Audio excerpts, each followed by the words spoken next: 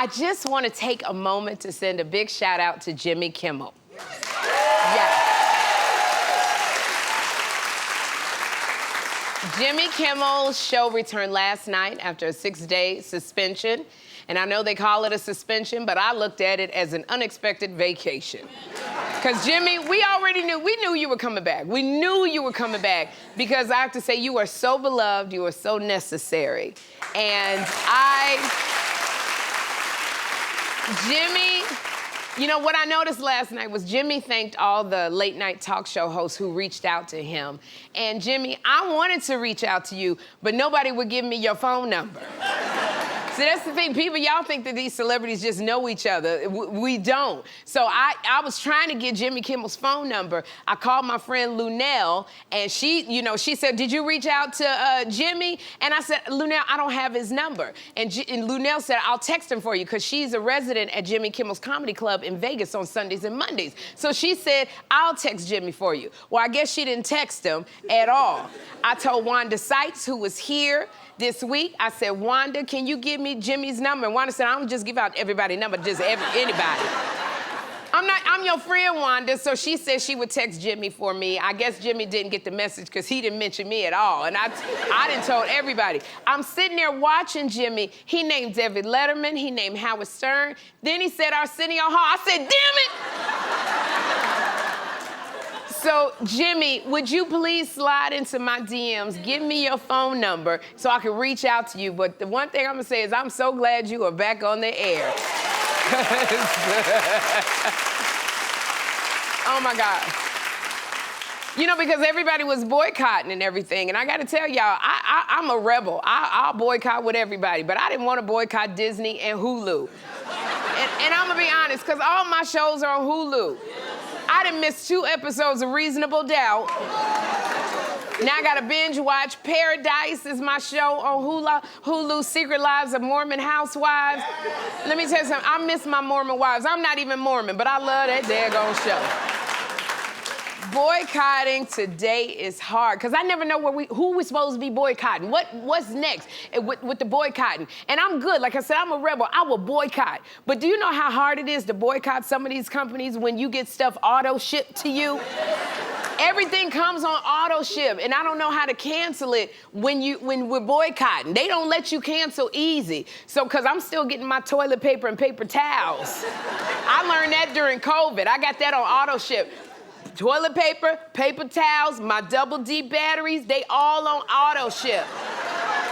And y'all, let me tell you something, we don't need to go there, so if you don't know what I'm getting.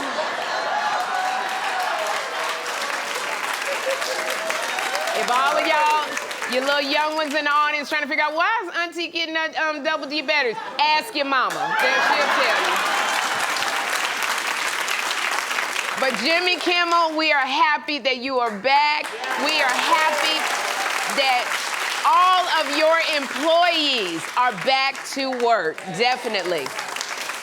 So y'all, Tori Spelling from 90210, Beverly Hills 90210, she just shared one of her wildest dating stories. Tori said that she went on one date with Charlie Sheen. And one too many is what I'm thinking, but okay. Because Charlie Sheen is a bad boy. But a few months later, she was asked by a mutual friend to help Charlie Sheen hide from the police. On her Miss Spelling podcast, she told us what she decided to do. Take a listen. I was standing in my laundry room, and Kevin comes in and says, T, I need to ask you a favor. And I was like, yeah, of course, anything. And he's like, can we hide Charlie? No, I mean... Absolutely. Yeah, I knew what was happening in the news, and this was bad news. That feels like a crime. An accomplice. Yeah. If I am hiding him, they're actively searching for him, like helicopters. What? If I were to hide him... First of all, yeah, no. I said, are you kidding me? I was like, no, I'm not doing that. Tori, good girl. This is what tripped me out. Y'all went on one date and he asking you to hide him? Whatever happened to texting somebody going, I miss you? You saying hide? Let me tell you something. The moment somebody says, can you hide? The answer is no. I don't care what you ask me. Can you hide my keys? No. Can you hide this envelope? No. Can you hide this body? Hell no. No. Let me tell you one thing. I don't hide nothing but money in my bra. That's what I hide. Anybody I get with, and I tell people, don't ever ask me. I tell my friends, I tell men, don't ever ask me to cover up, hide, or lie for you, because you're going to be in jail. I will be the first one calling the cops. Because as I said before, I've already been behind bars, and I'm not going back. I'm not going.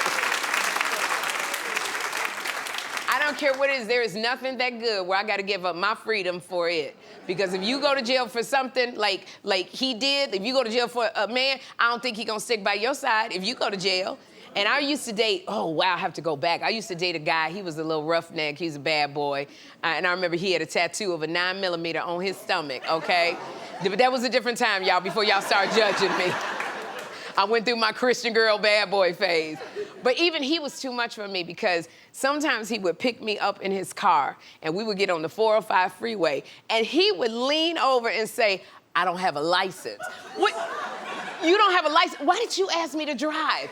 I was panicked, and every time he got pulled over, and it was a lot, my heart would stop. Like, this is the kind of guy I dated. You couldn't wear heels around him because you never knew when you'd have to take off running.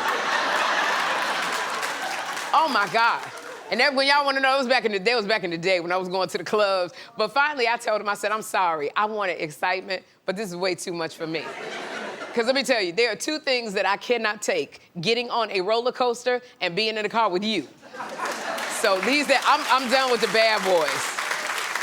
I am done with the bad boys. I'm just happy to sit at home and do my laundry with a glass of champagne. And hiding a man in my garage is not one of my life goals. It is not. So, Tori, I don't blame you for not hiding Charlie Sheen in your house because it's way too much. You go, girl. You made a good decision.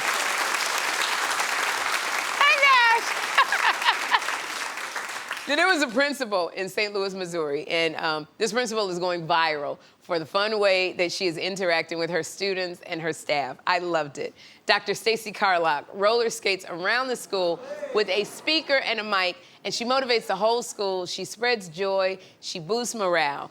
And it just stuck with me. I thought it would be such a good idea to motivate my own staff as we kick off season 4.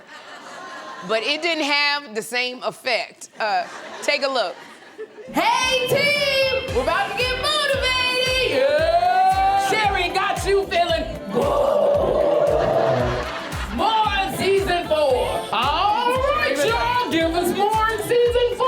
Hey, hey, hey, hey! We can do it, robot. We can do it. Come on, we gonna do it! We're gonna have a real good time. More in season 4. This is the executive of the Monday. In season 4, oh yeah, we gonna have a good time.